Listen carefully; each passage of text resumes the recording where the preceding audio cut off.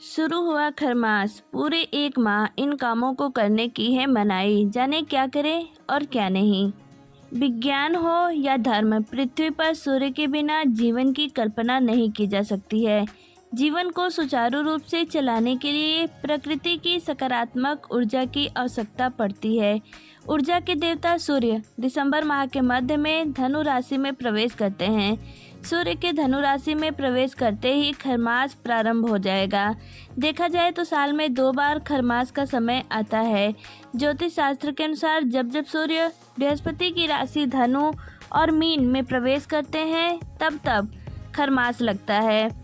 किंवदंती के अनुसार खरमास महत्व को प्रत्येक जनमानस तक पहुंचाने के लिए एक कथा कही जाती है, जिसमें बताया जाता है कि सूर्य अपने 7 घोड़ों के रथ पर बैठकर ब्रह्मांड की परिक्रमा करते हैं और परिक्रमा के दौरान भगवान सूर्य का रथ एक क्षण के लिए भी कहीं नहीं रुकता है, लेकिन संपूर्ण ब्रह्मांड में वर्ष भर दौड़ते दौड़ते सूर्य के 7 घोड़े थक जाते हैं। इसलिए कुछ अंतराल के लिए घोड़ों को विश्राम एवं जल पीने के लिए रथ की भागदौड़ खर को सौंप दी जाती है, जिसके कारण सूर्य के रथ की गति में परिवर्तन आ जाता है। किंवदंती के अनुसार गधे यानी खर अपने मंद गति से खरमास के समय रथ को संचालित करते हैं, जिसके फलस्वरूप सूर्य का तेज क्षीण होकर धरती पर प्रकट होता है। मकर संक्रांति के दिन से सूर्य पुनः अपने 7 अश्वों पर सवार होकर आगे बढ़ते हैं और धरती पर सूर्य का तेजोमय प्रकाश धीरे धीरे बढ़ने लगता है। ऐसे में आइए जानते हैं कि खरमास में क्या करना चाहिए और क्या नहीं। खर मास की शुरुआत पौष मास के कृष्ण पक्ष की प्रतिपदा तिथि से होती है। वैदिक पंचांग के अनुसार इस बार पौष कृष्ण पक्ष की शुरुआत 16 दिसंबर से हो रही है। इस दिन सुबह 7:40 पर सूर्य धनु राशि में प्रवेश करेंगे। 14 जनवरी 2025 तक सूर्य इसी राशि में रहेंगे, इसलिए 16 दिसंबर 2024 से 14 जनवरी 2025 तक का समय खरमास होगा। खरमास में नहीं करना चाहिए ये काम। चलिए देखते हैं। इससे पहले फ्रेंड्स, आपसे रिक्वेस्ट है कि यदि आपने हमारे चैनल को सब्सक्राइब नहीं किया है तो प्लीज़ ऐसी ही नई जानकारी लेने के लिए आप हमारे चैनल को ज़रूर से सब्सक्राइब कर लीजिए। साथ ही बेल आइकन में ऑल बटन को ऑन कर दीजिए ताकि मेरे लेटेस्ट वीडियो का नोटिफिकेशन आपको मिलता रहे। तो चलिए स्टार्ट करते हैं। नंबर 1, ज्योतिष शास्त्र के अनुसार खरमास में आत्मा, ऊर्जा और शक्ति के कारक सूर्य की स्थिति कमजोर होने से इनके शुभ प्रभावों में भी कमी आ जाती है। इसके कारण इस दौरान किए गए कार्यों में स्थायित्व की कमी आ जाती है। इसी कारण खरमास में विवाह, गृह प्रवेश, नए व्यापार या किसी प्रकार की नई शुरुआत पर रोक रहती है, क्योंकि खरमास में इन कार्यों की सफलता की संभावना कम होती है। नंबर 2, खरमास में हवन, विवाह चर्चा, गृह प्रवेश, भूमि पूजन, द्विरागमन, यज्ञोपवीत, विवाह या अन्य कर्मकांड आदि तक का निषेध रहता है। नंबर 3, खरमास में पूजा का खास महत्व है। खासकर सूर्यदेव की पूजा से आपको लाभ होगा। रोज सुबह उठकर सूर्यदेव को जल चढ़ाएं और सूर्य मंत्र का जाप करें। ऐसा करने से सूर्यदेव की कृपा आप पर बनी रहेगी और भाग्य मजबूत रहेगा। नंबर 4, सर्द मौसम सभी लोगों के लिए एक जैसा नहीं होता। इस मौसम में कई लोगों की चुनौतियां बढ़ जाती हैं। विशेषकर जिन लोगों के पास मौलिक संसाधनों की कमी है, उनका जीवन बहुत कष्टकर होता है। इसलिए खरमास के सर्द दिनों में गरीब, ज़रूरतमंद और पशु पक्षियों को अन्न दान करना चाहिए। नंबर 5, खरमास में भगवान विष्णु की पूजा करने से बहुत लाभ होता है और ग्रहों की स्थिति अच्छी रहती है। खरमास के दौरान भगवान विष्णु को पीले भोजन का भोग लगाना चाहिए और उनकी विधिवत पूजा करनी चाहिए। ऐसा करने से कुंडली में गुरु मजबूत होता है। साथ ही भजन कीर्तन करने से मन और शरीर में ऊर्जा आती है। नंबर 6, हिंदू धर्म में दान पुण्य को बहुत महत्वपूर्ण माना गया है। पौराणिक मान्यता है कि दान पुण्य करने से हमारे अच्छे कर्म बढ़ते हैं और इसका फल हमें मृत्यु के बाद भी मिलता है। खास तौर पर खरमास में जब शुभ काम करने की मनाही होती है तब दान पुण्य जरूर करना चाहिए। इससे जीवन में सुख समृद्धि आती है। नंबर 7, खरमास में मांगलिक कार्य नहीं किए जाते हैं, लेकिन भजन कीर्तन करने का विशेष महत्व है। खरमास में भजन कीर्तन करते हुए भगवान को स्मरण रखना चाहिए। इसके अलावा शाम के समय घर के मंदिर में दीपक भी जरूर जलाना चाहिए।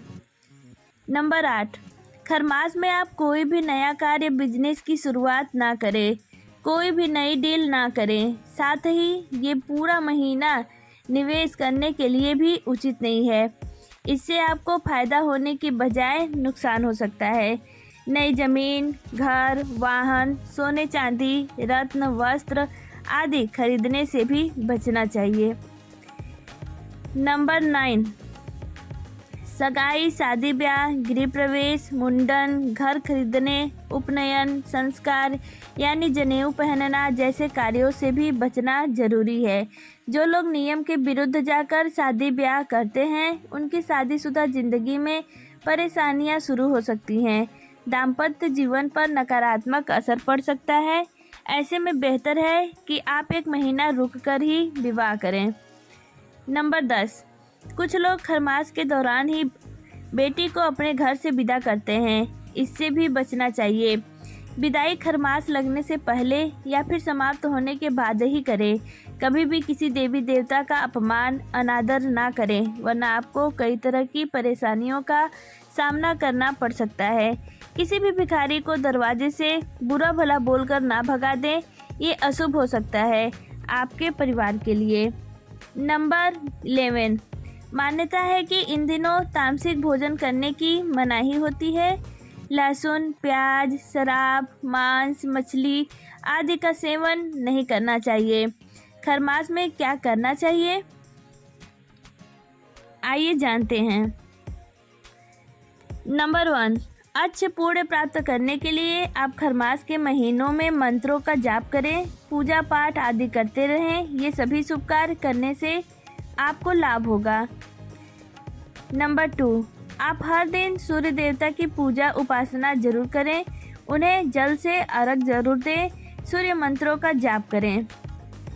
नंबर 3, भगवान श्री कृष्ण, भगवान विष्णु जी की भी पूजा करें। आपकी परेशानियां, कष्ट, दुख, दर्द कम हो सकते हैं और इच्छाओं की पूर्ति होगी। नंबर 4, चूँकि इस समय बृहस्पति ग्रह का भी प्रभाव कम होता है, ऐसे में इनकी भी पूजा करें, मंत्रों को जपें, इससे आपके सभी कार्य सफल होंगे। नंबर 5, तुलसी जी की पूजा करनी चाहिए और हर दिन शाम में दीपक भी जलाएं। घर में सुख शांति बनी रहती है। नंबर 6, बिस्तर पर सोने की बजाय फर्श पर बिस्तर बिछाकर सोना चाहिए। इतना ही नहीं, इस पूरे महीने प्लेट की बजाय पत्तल में भोजन करने को शुभ माना गया है। नंबर 7, खरमास में दान पुण्य करने का विशेष महत्व माना गया है। ऐसे में यदि आप इस अवधि में गरीबों व ज़रूरतमंद लोगों को अनाज जैसे गेहूं, चावल आदि का दान करते हैं तो इससे आपको जीवन में अच्छे परिणाम मिल सकते हैं। इसी के साथ आप खरमास में गर्म कपड़े और कंबल आदि का दान भी कर सकते हैं। नंबर 8, खरमास में सूर्यदेव की कृपा प्राप्ति के लिए आपको लाल कपड़े, गुड़, मूंगफली, काले चने आदि का दान करना चाहिए। ऐसा करने से साधक की कुंडली में सूर्य की स्थिति मजबूत होती है, जिससे साधक के लिए धन वैभव में वृद्धि के योग बनने लगते हैं। नंबर 9, खरमास को बृहस्पति देव की कृपा प्राप्ति के लिए भी खास माना जाता है। बृहस्पति देव को ज्ञान का कारक माना जाता है। ऐसे में यदि आप भी बृहस्पति देव की कृपा करना चाहते हैं तो इसके लिए आपको खरमास में पीली रंग की चीज़ों का दान करना चाहिए। नंबर 10, खरमास की अवधि में पीतल या फिर स्टील के बर्तनों का दान करना भी काफ़ी शुभ माना जाता है। इससे साधक को पारिवारिक कलह की स्थिति से छुटकारा मिलता है और जीवन में सुख शांति बनी रहती है। इसी के साथ अगर आपके किसी कार्य में बाधा आ रही हो तो ऐसे में आप केसर का दान कर सकते हैं। नंबर 11, खरमास के दौरान पूजा पाठ करने से कई गुना अधिक शुभ फलों की प्राप्ति होती है। खरमास में ओम नमो भगवते वासुदेवाय नमः मंत्र का जाप करना चाहिए। खरमास के दौरान भगवान विष्णु की पूजा करने से मनोवांछित फलों की प्राप्ति होती है। इसके अलावा खरमास में सूर्यदेव की उपासना भी शुभदायी होता है। पौराणिक कहानियों के अनुसार जब सूर्यदेव पृथ्वी पर जीवन के दाता माने जाते हैं, सूर्य के ताप के बिना जीवन संभव नहीं है। सूर्य से प्रकृति जुड़ी हुई है। सूर्य जब बृहस्पति की राशियों में प्रवेश करते हैं तो उनका तेज कम हो जाता है। सूर्य का तेज होना मांगलिक करने के लिए उत्तम नहीं माना जाता, इसलिए इस दौरान लोग मांगलिक कार्य नहीं करते हैं। ज्योतिष शास्त्र के अनुसार सूर्य ग्रहों के राजा हैं और पिता पक्ष का प्रतिनिधित्व करते हैं, इसलिए खरमास लगने पर सूर्य का तेज कम होने को सौर परिवार के एक मुख्य व्यक्ति की स्थिति के समान माना जाता है और विवाह सहित कोई भी मांगलिक कार्य नहीं किए जाते हैं। तो उम्मीद है आप सभी को वीडियो पसंद आई होगी, तो चैनल को ज़रूर सब्सक्राइब कर लें और वीडियो को एक लाइक ज़रूर करें। यह तमाम जानकारी जनरुचि को ध्यान में रखकर दी जा रही है। ज्योतिष और धर्म के उपाय और सलाहों को अपनी आस्था और विश्वास पर आजमाएं। कंटेंट का उद्देश्य मात्र आपको बेहतर सलाह देना है। इस संदर्भ में हम किसी प्रकार का कोई दावा नहीं करते। मिलते हैं नेक्स्ट वीडियो में, तब तक के लिए नमस्कार।